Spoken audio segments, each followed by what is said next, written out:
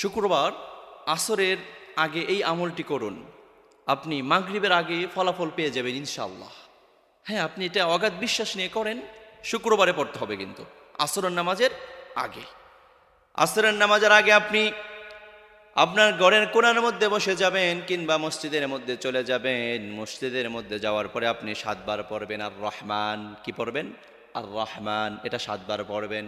এই ৭ বার পড়ার পরে আপনি ইসমে আজম পড়বেন, আল্লাহুম্মা ইন্নী আসআলুকা বিআন্না লাকাল হামদু লা ইলাহা ইল্লা আনতাল মান্নান বাদিউস সামাওয়াতি ওয়াল আরদি ইয়া যাল জালালি ওয়াল ইকরাম। এই দোয়াটা আপনি পড়বেন।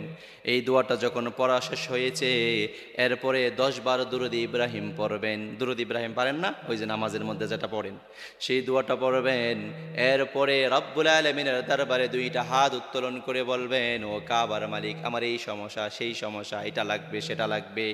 রাসূল আকরাম সাল্লাল্লাহু আলাইহি ওয়াসাল্লাম বলেছেন, এই দোয়াগুলো পড়ে আপনি যেটা চাইবেন কাবার মালিক আল্লাহ তাআলা আপনাকে সাথে সাথে সেটা দিয়ে ধন্য করে দিবে।